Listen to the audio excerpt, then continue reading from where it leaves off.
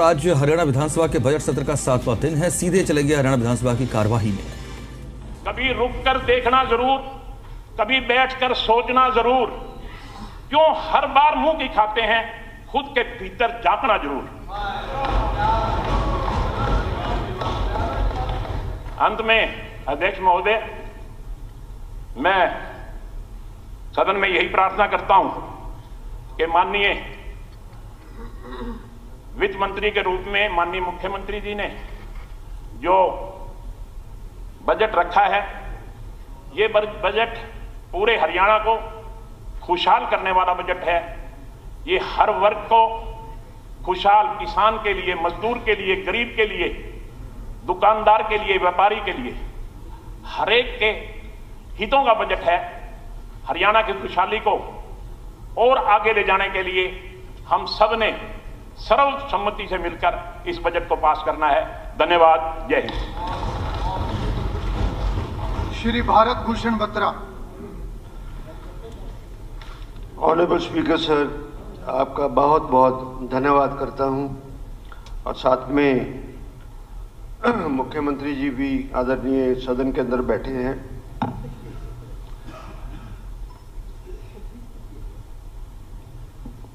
आदरणीय मुख्यमंत्री जी ने 79 पेज का बजट पढ़ा। ये लगता है कि हरियाणा के हिस्ट्री में एक इतिहास होगा।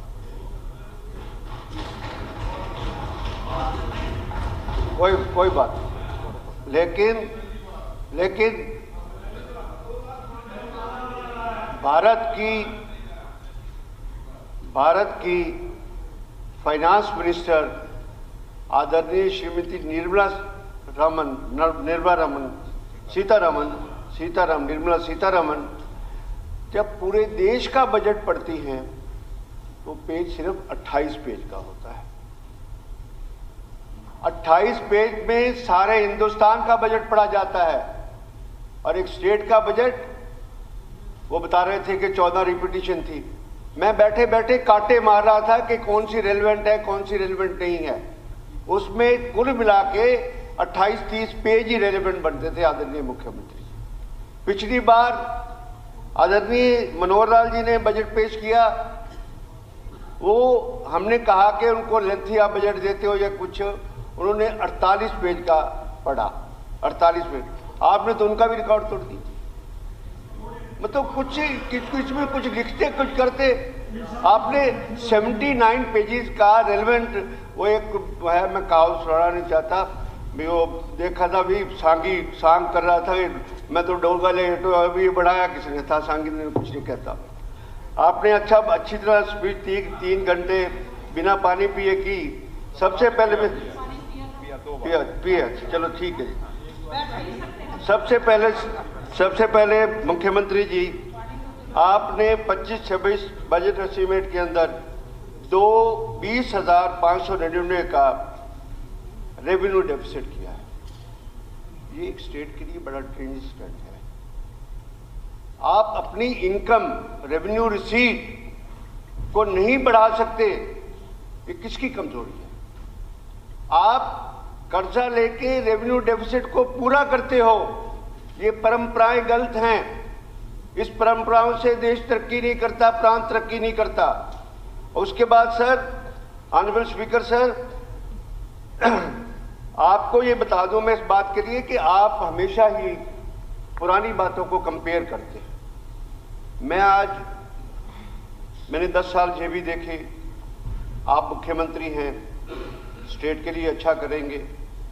जो 10 साल 2004 से 2014 में जो विकास हुड्डा साहब के टाइम में हुआ, जो इंफ्रास्ट्रक्चर आई, जो मेडिकल कॉलेज आए, जो इंजीनियरिंग आए, जहां पर और सड़कें बनी और शहर डेवलप हुए, पंचकुला डेवलप हुआ है, आप इस 10 साल में उसका बिल्कुल मुकाबला नहीं कर सकते।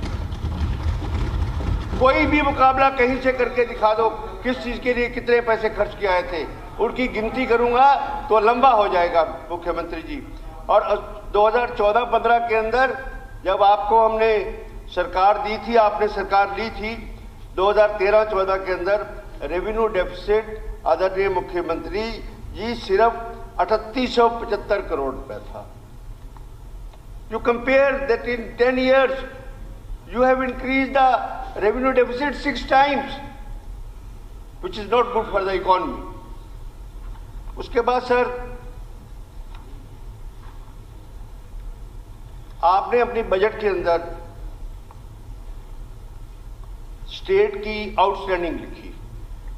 ठीक है, आपने कहां से डेटा लिया होगा, ठीक है, मैं उस डेटा को डिस्प्यूट नहीं करता, लेकिन वो फिगर है honourable chief minister sir, through honourable speaker के आपके मैं एड्रेस कर रहा हूं, 3,52,819 करोड़।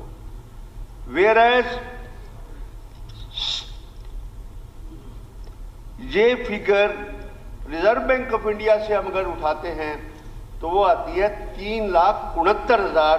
ये भी 17,000 करोड़ रुपए और फालतू है आपके ऊपर कर्जा, जो रिजर्व बैंक ऑफ इंडिया आता है, वहां से हमने ये फिगर लगाई है। उसके बाद ये है कि आपने जब हमने सरकार छोड़ी थी और आदरणीय मनोहर लाल जी मुख्यमंत्री बने थे, उस टाइम जो आउटस्टैंडिंग थी वो 67,572 करोड़ थी। पर उस टाइम इस बात के लिए बड़ा ये हुआ कि आपने उदय बीच में नहीं जोड़ा, आपने इलेक्ट्रिसिटी का बिल नहीं जोड़ा, आपने डिस्कॉम का नहीं जोड़ा। आप उस टाइम इस सदन के सदस्य थे, उस टाइम बाद में आप एमपी बने उस टाइम, चलो वो भी बढ़ा देते हैं। वो बढ़ा के हमारे टाइम में 79, क्योंकि आपने वो 11,000 बढ़ा दिया, उसके बाद तो 79,608 करोड़ आउटस्टैंडिंग अगेंस्ट स्टेट था। और जो आज के दिन में 3,69,02,41 करोड़ है। अब आप देख लीजिए कि अब स्टेट की आउटस्टैंडिंग कहाँ जाएगी। आप ये ऑन रिकॉर्ड इंटरनल की बात करते हैं, कुछ बातें ऐसी होती हैं जो बजट में नहीं लिखती, और हम जब कहते हैं सदन के पटल पर, जब बाहर कहते हैं तो आपका उधर से उत्तर आता है कि ये तो गलत इन्फॉर्मेशन। ये गलत इन्फॉर्मेशन नहीं है, हम सदन के आगे बिल्कुल सच्चाई रख के सारी फिगर्स आपको देंगे। उस बात के लिए स्मॉल सेविंग्स पीपीएफ जीपीएफ का जो लायबिलिटी स्टेट के ऊपर है सर, वो 48,000 करोड़ है। उसके बाद आपने बजट के पैरा नंबर 22 के अंदर स्पीच के अंदर कहा है आपने कि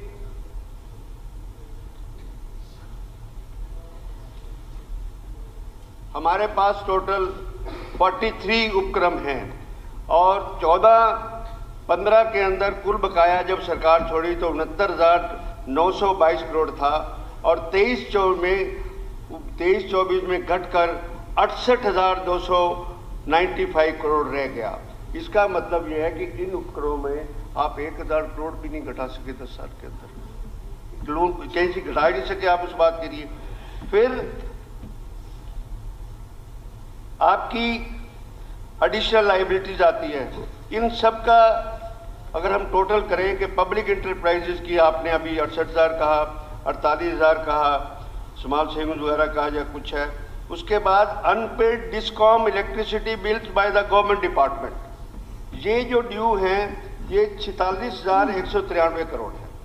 इस सब का टोटल ऑनरेबल स्पीकर सर 40,193 इन सब का total honourable speaker sir 5,22,449 crore रुपए आता है।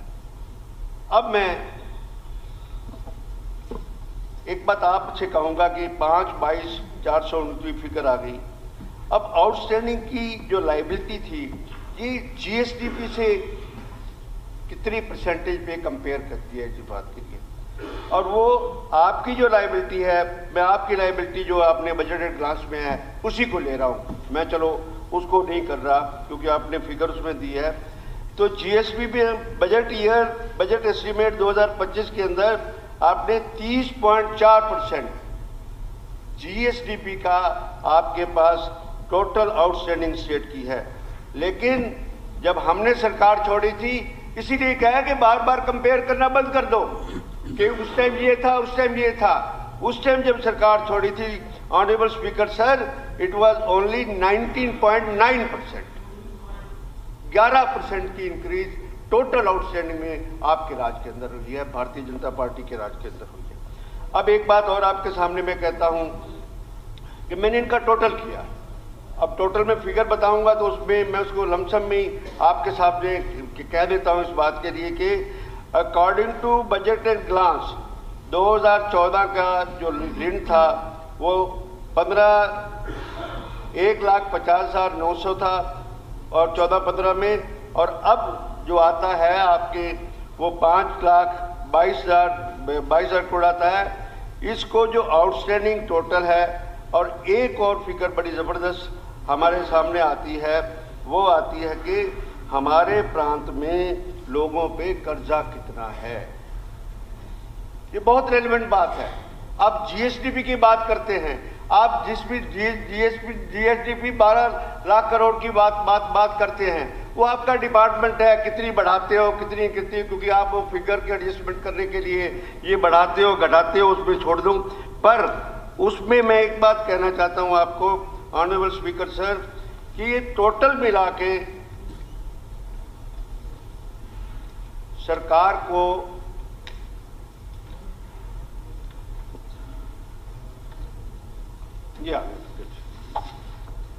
शेड्यूल्ड बैंक से मैंने पर्सनल लोन भी हैं, एग्रीकल्चर लोन भी है, इंडस्ट्रियल लोन भी है, किसान के कर्जे भी हैं, सारे हैं।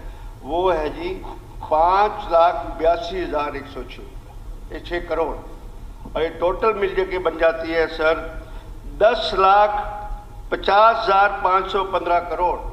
और आपकी जीएसडीपी क्या है? आपकी जीएसपी है 12,13,951 करोड़। कितना कर्जा है हर एक नागरिक के ऊपर, आप उसका अंदाजा नहीं लगाते किसी हालत में। हर एक आदमी कर्जे के अंदर है।